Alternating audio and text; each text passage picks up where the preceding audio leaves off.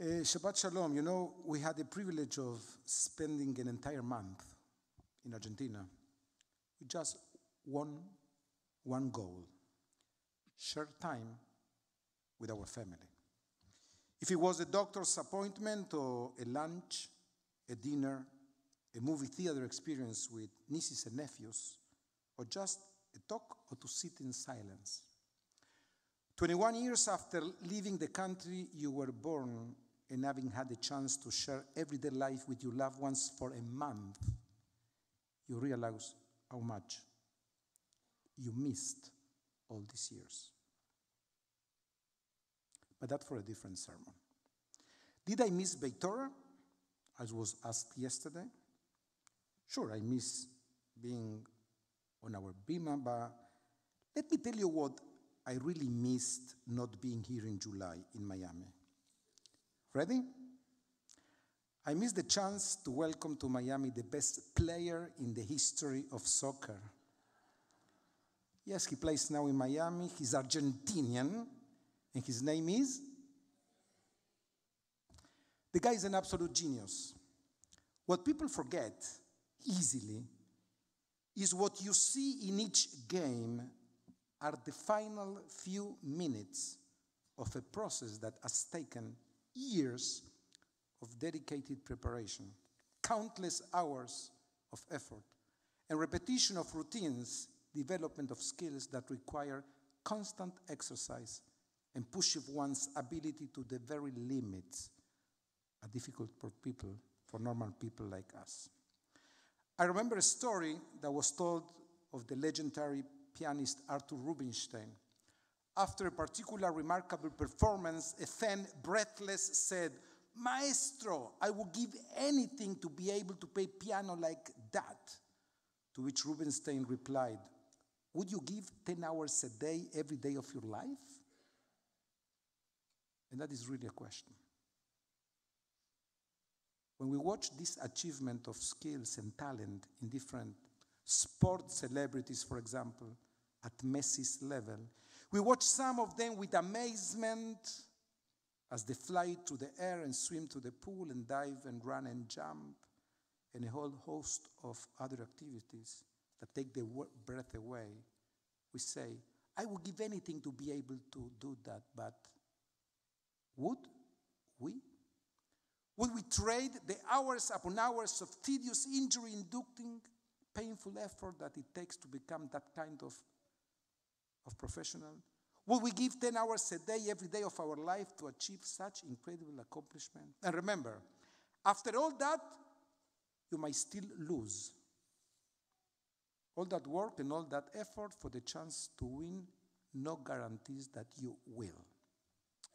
Effort and commitment are not exactly the paradigm in this part of the world in 2023. I saw in Buenos Aires an advertisement lottery which promised a life of unimaginable riches, and the slogan was, "It only takes an instant," the announcer promises. It's not only in the lottery business. I had time in the summer to follow speeches from political candidates, because Argentina is this weekend in the middle of an election, and the politicians travel the country and they tell the people why they should vote for them. And each of them are very good highlighting the problems that the country confronts. But you listen carefully, it's amazing. All the solutions are painless. If these candidates are to be believed, all people's challenges can be solved without any hardship to any of the people. Same here in America. So why did I want to welcome the number one soccer player in the world just move into time? Because his story is a story of overcoming poverty and health challenges with dignity and effort, a lot of effort. And for those of us who believe that usually what you get out is in direct proportion of what you put in, his story is inspirational. Judaism has never been a something for nothing tradition. Yes, in our days you have group that you would tell you, tie a red string around my wrist and tell me that everything will be okay. Tell me that God loves me, God is with me in everything that I do, that God approves of me unconditionally. But Rabbi, Why should I embrace a system with mitzvot, commandments, when others offer me instant enlightenment? Just touch the Zohar, touch the book. If you want to be an athlete, it's going to cost you a lot of time and enormous effort, and you still might not win.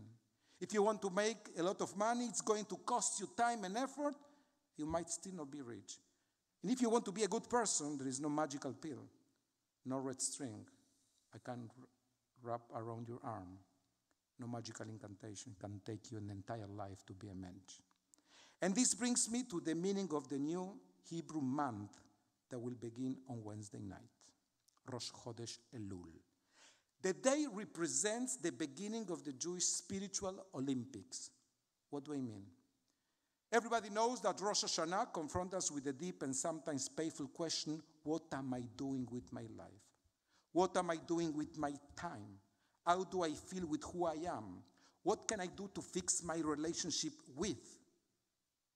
But our tradition does not expect us to ask the questions, find the answer, and start from scratch the first day of Rosh Hashanah. It's a process that takes minimum 40 days. From this Wednesday night till Yom Kippur, we need to work hard, and we may not win the game. But if we want God to take us seriously, we cannot avoid taking ourselves seriously. The main teacher and prophet of the Jewish people, Moses, worked 40 years to win the final game. That means enter the promised land. And he didn't. But nobody dares to call him a loser. Because he tried. He tried very hard. And he's trying with loyalty to his principle. He taught us the most relevant lesson. Life is not about entering the promised land or to stand on the winner podium.